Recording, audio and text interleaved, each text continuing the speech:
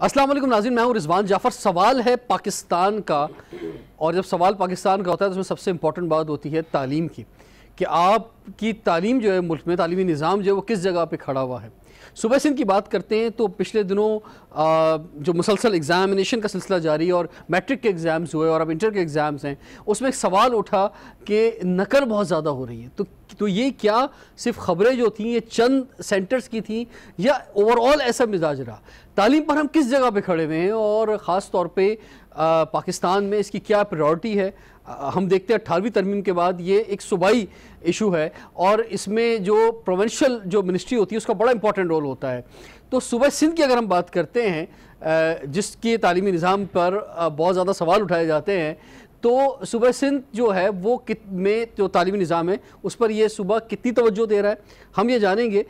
तालीम के जो मिनिस्टर हैं हमारे साथ मौजूद हैं, सैयद सरदार अली शाह साहब। सर, आपको वेलकम कहते हैं। बड़ी मेहरबानी। सरदार साहब, आप ना सिर्फ तालीम बल्कि तालीम के साथ लिटरेसी भी आ जाता है, यानी पढ़ा लिखा भी सिंध बनाना है आपने, फिर कल्चर जो है, टूरिज़म जो है, फिर उसके अलावा जो हमारे म्यूज़ियम्स हैं, ये सब चीज़ें जो है आप देख रहे हैं, तो काफ़ी बड़ी जिम्मेदारी है।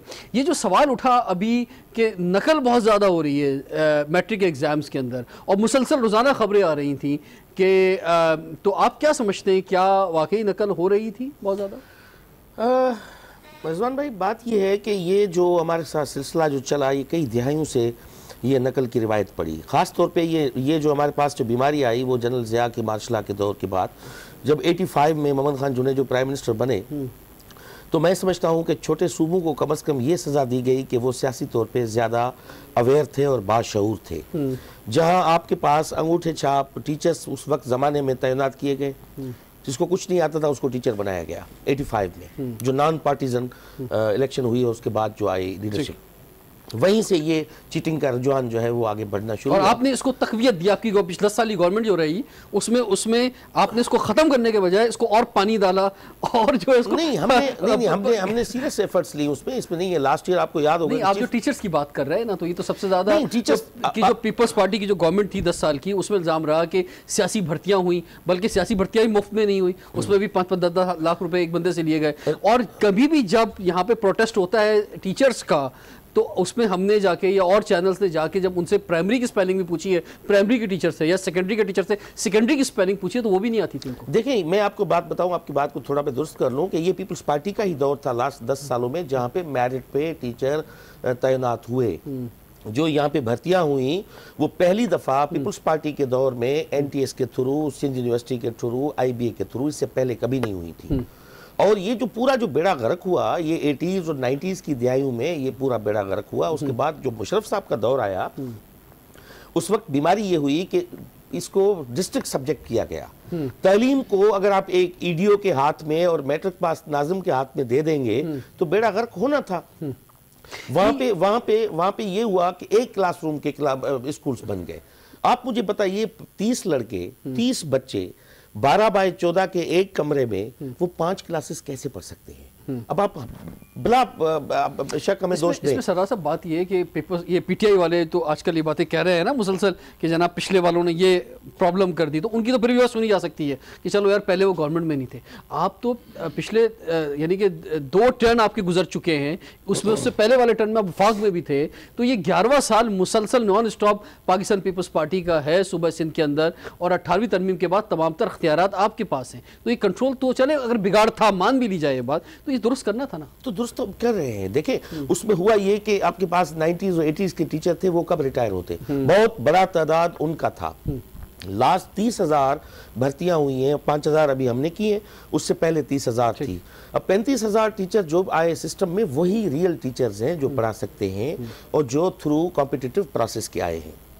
अब 90s का 80s का जो टीचर बैठा हुआ था हमारे पास, वो तो अंगूठे छाप था, थंब इंप्रेशन पे आया था, उसको हम क्या करें? ये हुआ कि बायोमेट्रिक सिस्टम भी पीपल्स पार्टी ने इंट्रोड्यूस करवाया। उसके बाद ये हुआ कि जो भी ना पढ़ा सकते थे टीचर, अनपढ़ थे, वो भागना शुरू हुए, रिटायरमेंट का रेशो बढ़ा।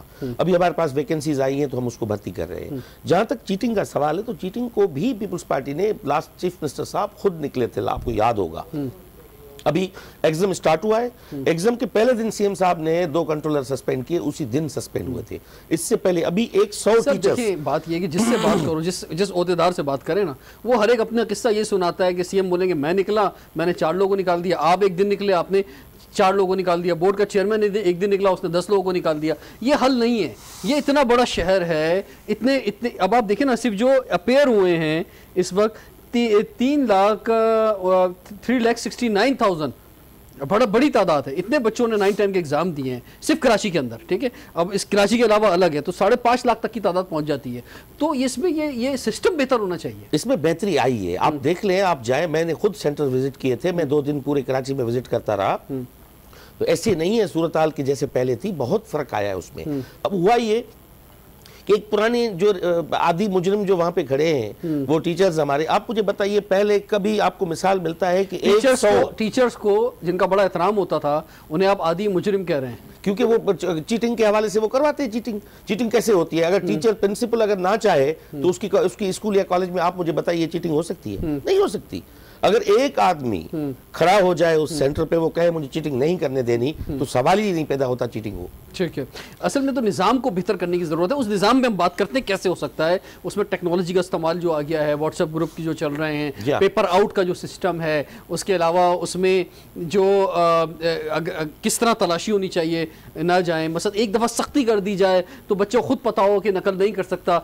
अब जो बच्चे, ज़्यादातर बच्चे वो हैं, मैं व्यूअर्स से ज़रूर कहना चाहूँगा कि जो दिल लगाकर पूरे साल पढ़ते हैं, ज़्यादातर स्कूल वो हैं कि जो पूरे साल बड़ी मेहनत से अपने बच्चों को पढ़ाते हैं और उनकी तादाद मेजॉरिटी में ज़्यादा है। इन चंद लोगों की वजह से उनका नाम भी ख़राब हो रहा है। तो हमें उन बच्चों को बचाना है सबसे पहले तो, जो हमारे मुल्क का मुस्तकबिल है। मुस्तकबिल तो सभी हैं, लेकिन अगर कहीं कुछ प्रॉब्लम है तो उनको भी ठीक करना है। वो कैसे हो सकता है तफसील से आपसे हम जानेंगे, लेकिन उसके साथ साथ मैं आपको बताना चाहूँगा सर, आज हम गए chairman board of secondary education Karachi के पास, प्रोफेसर डॉक्टर सईदुद्दीन साहब के पास, तो उनसे भी हमने कुछ सवालात रखे, तो वो उन्होंने क्या जवाब दिया, ये देखते हैं। हमारे साथ हैं प्रोफेसर डॉक्टर सईदुद्दीन साहब, जो कि चेयरमैन है board of secondary education Karachi के। अस्सलाम वालेकुम जी। वालेकुम अस्सलाम। डॉक्टर साहब ये फरमाएं कि इस दफ़ा जो मैट्रिक के इम्तहानात हुए, तो उस हवाले से बहुत सारा आपको पता है कि शोर रहा मीडिया के अंदर, और उसमें जो पूरे सिंध की अगर बात की जाए तो कहा गया कि नकल जो है वो ज़ोरों पे चली है, बहुत ज़्यादा हुई है। और ये इस साल की बात नहीं है, ये कई सालों से हर दफ़ा की बात है।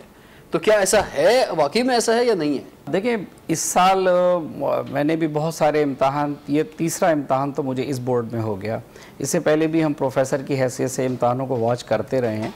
जितनी नकल को रोकने की सीरियस एफर्ट इस साल की गई है, शायद इससे पहले कभी नहीं की गई। और उसकी वजह ये थी कि मिनिस्टर ऑफ एजुकेशन ने एक के बजाय 2 दफ़ा स्टीयरिंग कमेटी की मीटिंग की, सेक्रेटरी एजुकेशन ने हमें ऑन बोर्ड लिया और मतलब हमें बड़ा कोऑपरेशन दिया। असल में नकल का बड़ा सद्देबाब हुआ तो कुछ चैनल्स के ऊपर जो है वो एक मशगला सा बन जाता है। एक बात ये है कि नकल हो रही है, देखिए नकल तो है ना, नहीं होता तो चैनल्स नहीं दिखाते। ठीक है, देखिए बात ये है कि ऐसा कभी नहीं हुआ कि कोई, मेरा ख्याल सिर्फ कराची के अंदर 25 से 30 सेंटर सुपरिटेंडेंट को सस्पेंड किया। यानी इतना अच्छा कोऑर्डिनेशन था मिनिस्टर ऑफ एजुकेशन का, सेक्रेटरी एजुकेशन का, शायद परवेज़ काजी साहब का, कि जहां मैं जाता था कि सर ये superintendent is not doing well, तो ठीक है, मैं डायरेक्टर स्कूल को वो इन्फॉर्म करता था और शायद सेम डे उसको सस्पेंड हो जाता था। आप एक शख्स हैं, इतना बड़ा शहर है, इतना बड़ा सूबा है, आप कोई ऐसी कोई मखलूक तो नहीं है जो एक वक्त में सब जगह पहुंच जाएंगे। एक बात कोई आपकी नजर में आ गया और सस्पेंड हो गया, लेकिन ओवरऑल एक सिस्टम को बेहतर होना चाहिए। देखिए सिस्टम जो आप कह रहे हैं कि इस दफा हमने चीजें बेहतर की, तो वो क्या पूरे सिंध के अंदर ही सस्पेंशन, सेक्रेटरी गए और बल्कि एडिशनल सेक्रेटरी, कभी ऐसा नहीं हुआ कि ये बोर्ड का काम है नो डाउट नकल रोकना, लेकिन एजुकेशन डिपार्टमेंट ने भी सिर्फ कराची नहीं पूरे सिंध के अंदर उनके जितने तो कह रहे हैं बोर्ड मेरे अंडर आते ही नहीं है डेफिनेटली, लेकिन उन्होंने बहरहाल हमारी हेल्प तो की है, नो डाउट। तो ये किसके अंडर आते हैं? वज़ीर आला साहब के अंडर? वज़ीर आला के अंडर में आते हैं। सेक्रेटरी बोर्ड एंड यूनिवर्सिटी एक अलग पॉइंट फरमा दें कि 1 2 3 4 ये आपने जो आपने कहा ना कि हमने एक्शंस लिए हैं, मिसाल के तौर पे आपने जो है वो जो असातिज़ा होते हैं या जो सेंटर्स होते हैं उसके हवाले से जो रूल्स थे? CCO इस दफ़ा पहली दफ़ा हमने जो CCOs थे, सेंट्रल कंट्रोलिंग ऑफिसर, जो सेंट्रल कंट्रोलिंग ऑफिसर होता है वो चेंज किए थे कि मतलब जो 2-3 साल से कहीं जा रहे थे तो इस साल स्ट्रिक्टली बैन किया कि उसको वहाँ नहीं जाना है। अच्छा, इसके अलावा जो विजिलेंस टीमें थी जैसे 10 हो गई, 20 हो गई, नहीं, इसके अलावा डिस्ट्रिक्ट वाइज भी टीमें बनाई और वो जो पुराना हमारा टाउन सिस्टम है, या आप समझ लीजिए कि वो उस इलाका वाइज जो है ना, तो 18 हमारे टाउन है तो हमने 18 अलग अलग टीमें भी बनाती और डिस्ट्रिक्ट की भी टीम बनाती। अच्छा, ये जो मोबाइल का इस्तेमाल, व्हाट्सएप ग्रुप्स का इस्तेमाल इस दफ़ा हुआ है या पिछले साल भी हुआ था ये बहुत ज़्यादा, तो इसकी रोकथाम के लिए क्या किया था? देखिए, बात ये है कि ये मोबाइल अगर सेंटरों पे बैन हो तो इससे अच्छी तो कोई बात हो ही नहीं सकती, लेकिन सिर्फ टीचर से ये तवक्का करना कि वो तमाम मोबाइल को पकड़ लेगा, फिर वापसी करेगा, फिर वो कोई बच्चा कहेगा मेरा ये वाला नहीं था, ये मुमकिन नहीं होता। लेकिन नो डाउट हमने बहुत तशहीर भी की, अखबार में भी दिया, बाज़ जगह रोका भी, बाज़ जगह बच्चों को पकड़ के, जो बाज़ हमारी टीमें गई थी उन्होंने लिख दिया। कोई ऐसा आपने कानून बनाया था कि इम्तहान के दौरान जो है मोबाइल अलाउ नहीं है, अगर किसी का मोबाइल निकला तो उसे पेपर ले लिया जाएगा? देखिए, कानून बनाना से मसला हल नहीं होता, उसका इम्प्लीमेंटेशन होती है।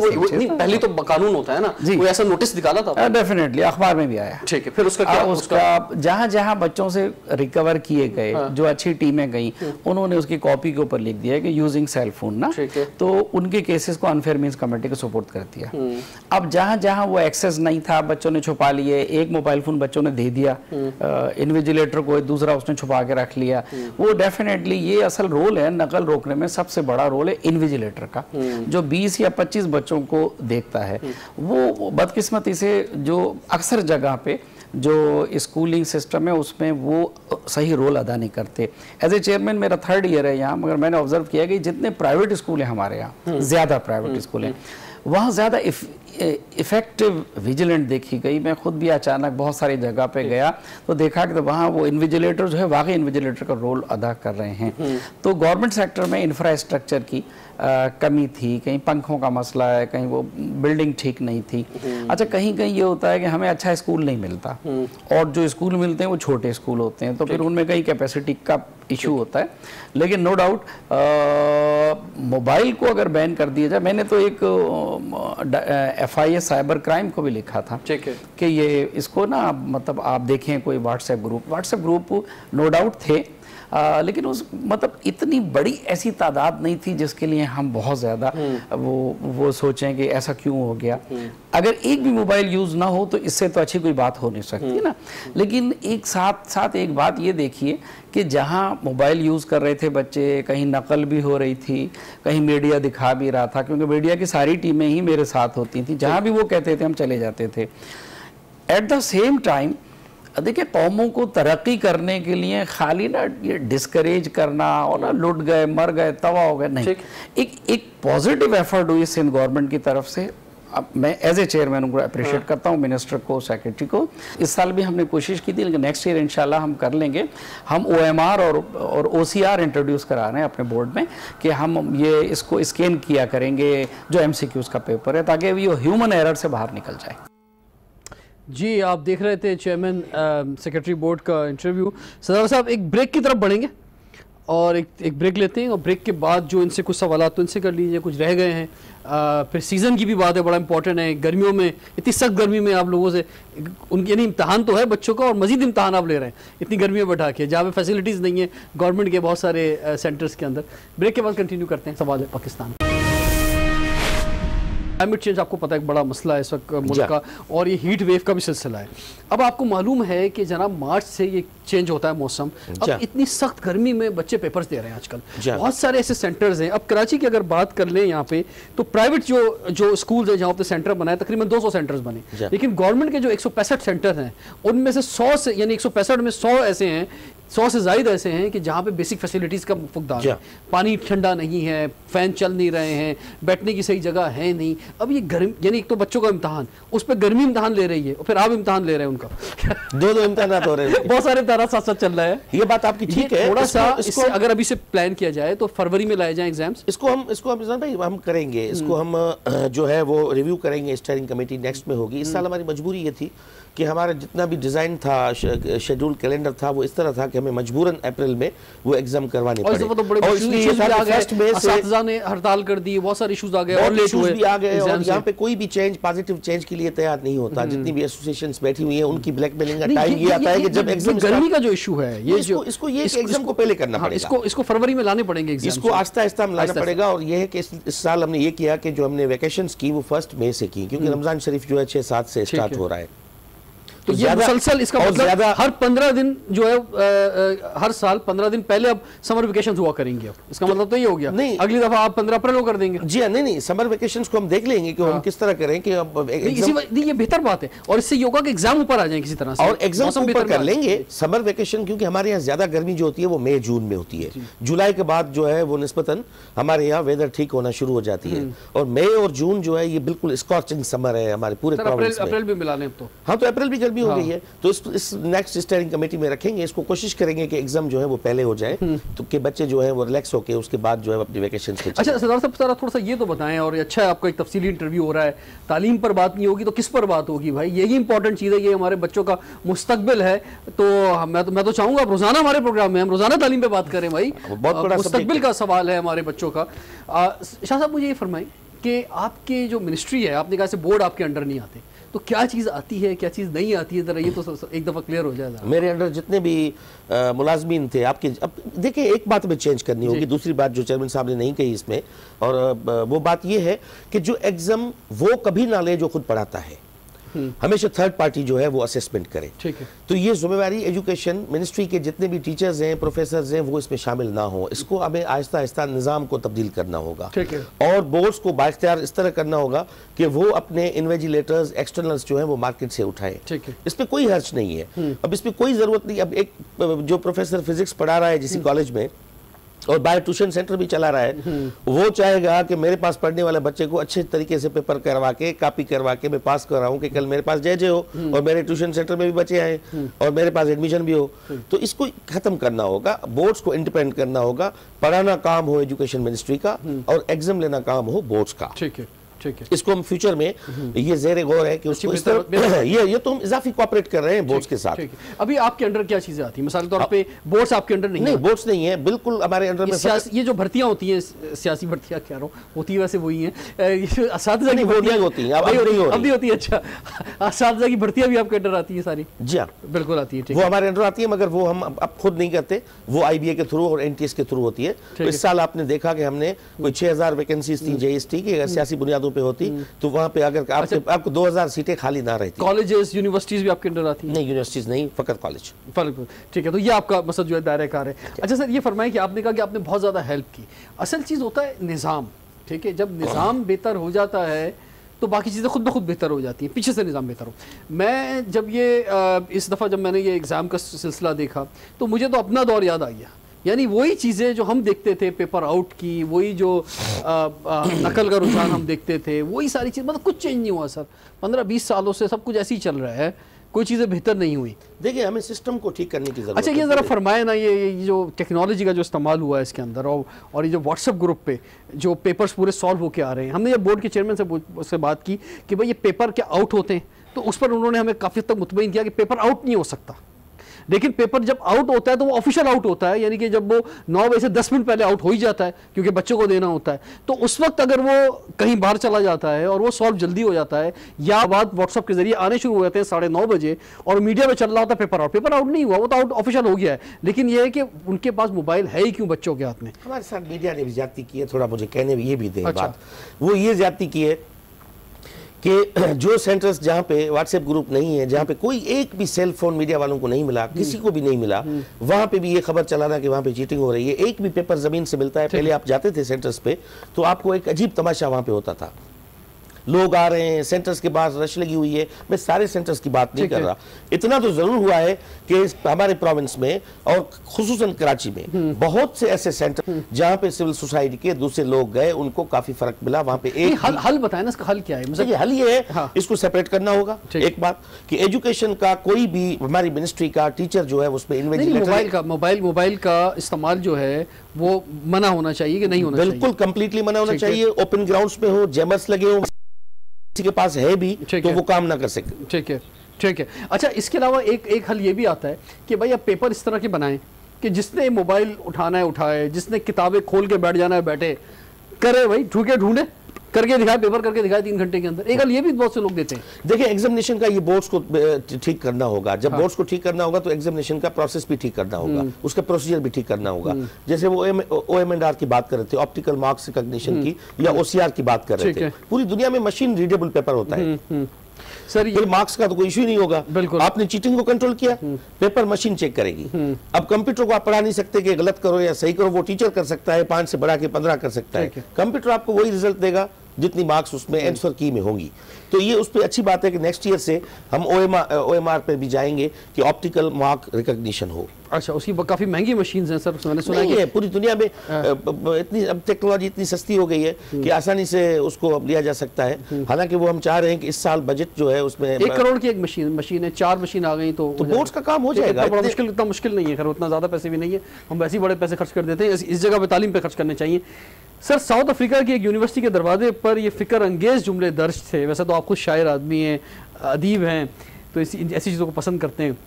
किसी कौम को तबाह करने के लिए एटम बम और दूर तक मार्क करने वाले मिसाइल की ज़रूरत नहीं, बल्कि उसके निज़ाम तालीम का मेयार गिरा दो और तलबा तलबात को इम्तहानात में नकल करने की इजाज़त दे दो, तो वो कौम खुद तबाह हो जाएगी। इस नकारा निज़ाम तालीम से निकलने वाले डॉक्टर्स के हाथों मरीज़ मरते रहेंगे, इंजीनियर्स के हाथों इमारत तबाह होती रहेंगी, मईशतदानों के हाथों दौलत ज़ाय हो जाएगी, मजहबी रहनुमाओं के हाथों इंसानियत तबाह हो जाएगी, जजेस के हाथों इंसाफ का कत्ल हो जाएगा। निज़ाम तालीम की तबाही कौम की तबाही है। सही बात है, इसको ठीक करना है। बिल्कुल ठीक है ना, और तालीम के बगैर तो मुआशरा चल नहीं सकता। ठीक है जी, टाइम एक ब्रेक का हो रहा है, ब्रेक के बाद कंटिन्यू करते हैं। सवाल है पाकिस्तान का।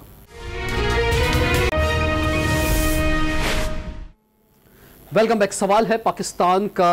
आज हमने सवाल उठाया है सिंध में तालीमी निज़ाम का। सैयद सरदार अली शाह साहब वज़ीर तालीम हमारे साथ मौजूद हैं और बहुत ज़बरदस्त शायर हैं, अदीब हैं, ज़बरदस्त जो है बातें कर रहे हैं। जनाब, ये हम नकल पे मुसलसल जो है बात हो रही है कि ये जो वबा है, इतना बड़ा इतना ख़तरनाक मर्ज़ है, ये रुक जाए सर।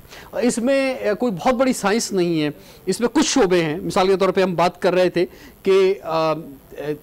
कि तालीम का निज़ाम अगर बेहतर होगा और ख़ास तौर पे अगर स्कूलों में अच्छी पढ़ाई होगी, ठीक है, और खासतौर पर सरकारी स्कूलों में अच्छी पढ़ाई होगी, टीचर्स ने अच्छा पढ़ाया होगा, तो बच्चे वैसे भी खुद एक एहसास रखते हैं, वो खुद ही नकल नहीं करेंगे। पेरेंट्स जो हैं, बहुत अफसोस होता है मुझे कभी कभी ये देख के कि पेरेंट्स जो है वो बोल रहे होते हैं यार किसी ऐसे सेंटर में हमारे बच्चे का करवा दो जहाँ नकल होती हो।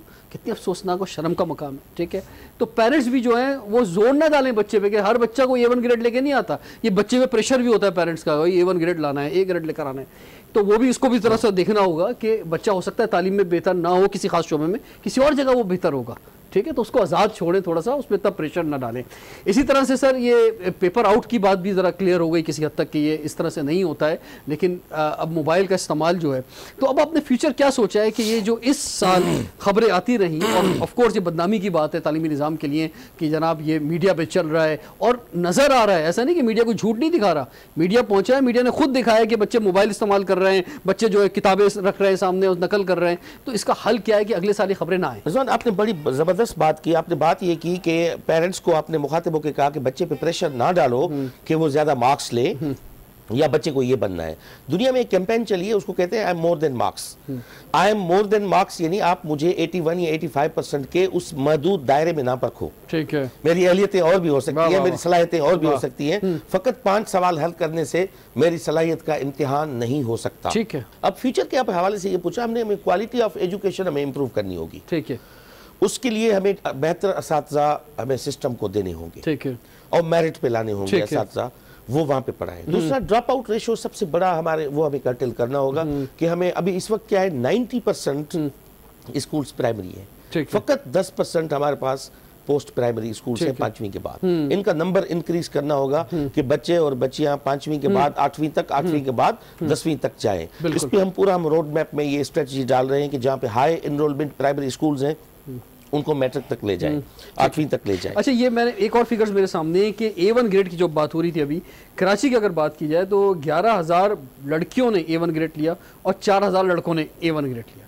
यानी जो हमारी बच्चियां हैं कौम की, वो ज़्यादा मेहनत से पढ़ रही हैं और A1 ग्रेड ले रही हैं, ये खुशाइन बात है। लेकिन अगर हम बात करते हैं रूरल सिंध की, तो वहाँ अभी भी एक बहुत बड़ा चैलेंज है कि वहाँ पे 9-10 के बोर्ड के एग्ज़ाम तक बच्चे और बच्चियाँ खासतौर पर जो पहुँच जाए।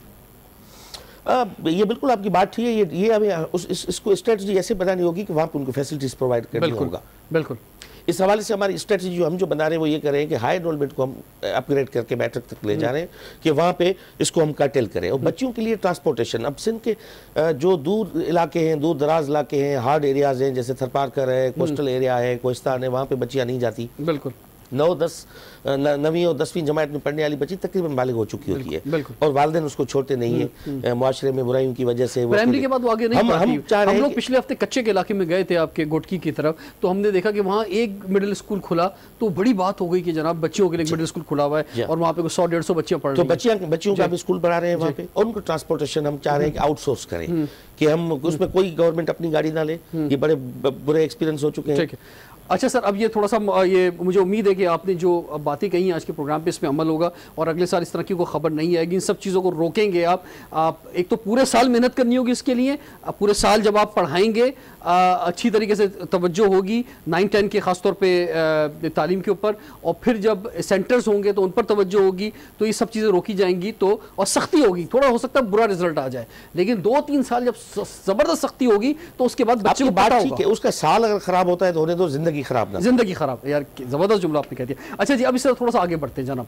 ये फरमाएं कि ये जो अभी पिछले दिनों इशू उठा फीसिस के हवाले से, ठीक है, और ये जो कहा गया कि जनाब 5 यानी सुप्रीम कोर्ट की तरफ से बात आई कि 5,000 से ज़्यादा जिनकी फ़ीस प्राइवेट स्कूलों ने रखी हुई है वो 20% कम करें, तो ये आप समझ रहे हैं कि इस पर अमल हुआ है? बहुत से स्कूल्स ने किया है। ठीक है, ये ज्यादती होगी कि हम सारे स्कूल्स को उसमें डाल दें। कुछ स्कूल्स ऐसी हैं शायद जिनको ये बावर हो कि कुछ ना कुछ हमें रिलीफ मिल जाएगा कहीं ना कहीं मिनिस्ट्री से या कहीं और से।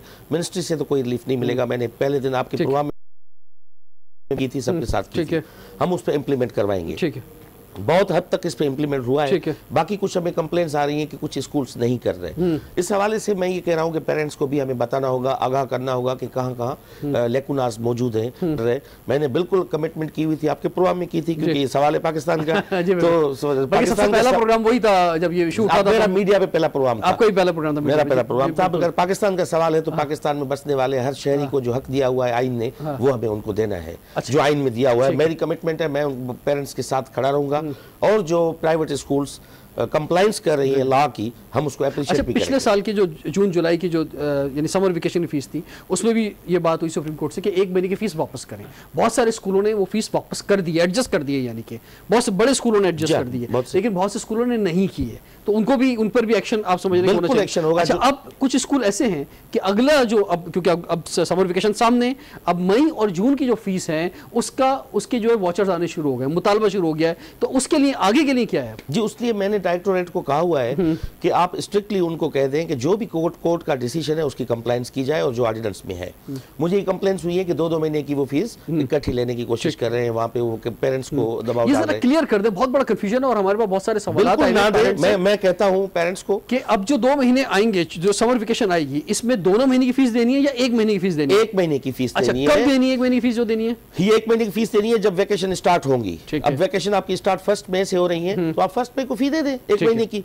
और मैं ये कहता हूं पेरेंट्स को कि प्लीज हमारे साथ कोऑपरेट कीजिएगा। आप स्कूल्स के, अगर स्कूल जो कहेगा आप उसकी बाहर बात मान लेंगे तो फिर मिनिस्ट्री क्या करेगी?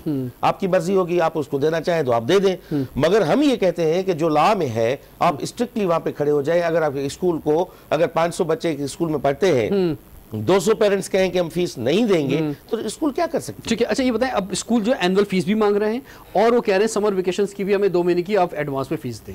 अब उनकी जो शिकायत है, यानी पेरेंट्स जो शिकायत करना चाहते हैं, हम तक भी बहुत सारे पेरेंट्स पहुंचे हैं, वो कहाँ जाएं, कहाँ शिकायत करें? नहीं, वो शिकायत हमारे पास करें, और डायरेक्टोरेट हमारी जो है वो ओपन है, वहाँ पे फैसिलिटेशन नंबर भी है, वहाँ पे वेबसाइट पे दिया हुआ है और उसका पेज भी बना हुआ है, आप वहाँ पे कंप्लेन दर्ज करवाएं। और जितने भी हमारे एडीज और डायरेक्टर्स हैं वहाँ पे आप कंप्लेन दें, और नहीं तो मेरी ऑफिस है, वहाँ पे आप आके मेरे क्योंकि आपको जो लोग जॉब करते हैं, खासतौर मुतवसत तबका जो हमारा लोअर क्लास मिडिल क्लास है, उसे तो हर महीने ही सैलरी मिलती है, उसका एक बजट होता है। अगर आप 2 महीने की एडवांस फीस मांग लेंगे तो उसका बजट जो डिस्टर्ब हो जाएगा। तो जब मई का महीना आए तो उसी वक्त ही 1 महीने की फीस जो देनी होगी और वो उसी महीने दे। बड़ी वाज़ेह क्लियर बात है, उसी महीने दें।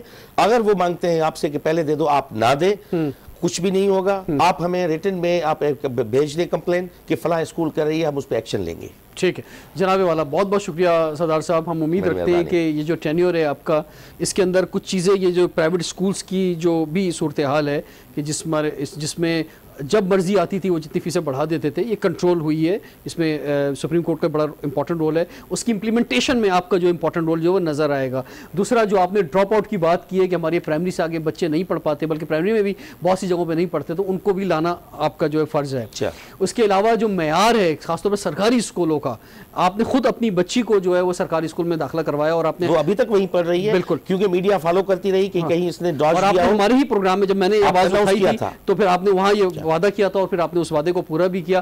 तो ये सरकारी स्कूलों का मेयार जो है बढ़ना चाहिए, ठीक है। जब ये बढ़ेगा तो खुद ब खुद जो पेरेंट्स हैं उनकी ख्वाहिश होगी कि वो सरकारी स्कूल में कराएंगे। एक बहुत बड़ा बोझ है जो प्राइवेट स्कूलों में वो। इसमें दूसरी बात भी मुझे ऐड करने दें, अगर इन बाइख्तियार लोग जो चाहते हैं कि मेयार बेहतर हो फिर हम बच्चे लाएं, मैं कहता हूं कि आपके बच्चे लाने से ही मेयार बेहतर होगा। आप उन गरीबों के बच्चों को तो अफोर्ड करते हैं कि वहां पे पढ़ते रहें, अगर जिनके पास जबान है, जिनके पास वॉइस है, जिनके पास असर है, अगर उनके बच्चे दाखिल होंगे तो सिस्टम ठीक होना शुरू हो जाएगा। और हमने एक प्रोग्राम में आवाज़ उठाई थी कि जिन लोगों को हमारे टैक्स से या हमारे नाम पे लोन लिया जाता है उससे तनख्वाहें मिलती हैं, उनके बच्चे तो सरकारी स्कूल में पढ़े लाजमी। जब वो उनके बच्चे सरकारी स्कूल में पढ़ेंगे तो वो बेहतर हो जाएगा। और दूसरा और आखिरी बात और सबसे इंपॉर्टेंट बात कि ये नकल जो है, इस लानत से हमने जो है छुटकारा हासिल करना है। ये काफ़ी हद तक कंट्रोल इस साल हुआ है, लेकिन फिर भी मुकम्मल कंट्रोल नहीं हो सका है। इस पे पूरे साल मेहनत करने की ज़रूरत है। उम्मीद है अगले साल जब मैट्रिक के और अभी फ़ौरन जो है इसी वीक से स्टार्ट हो रहे हैं इंटर के एग्जाम्स, इसमें इसको रोका जाएगा भरपूर अंदाज में। बहुत बहुत शुक्रिया सैयद सरदार अली शाह साहब। इंशाल्लाह आपसे फिर मुलाकात होगी। रिजवान जाफर को इजाज़त दीजिए। सवाल है पाकिस्तान का।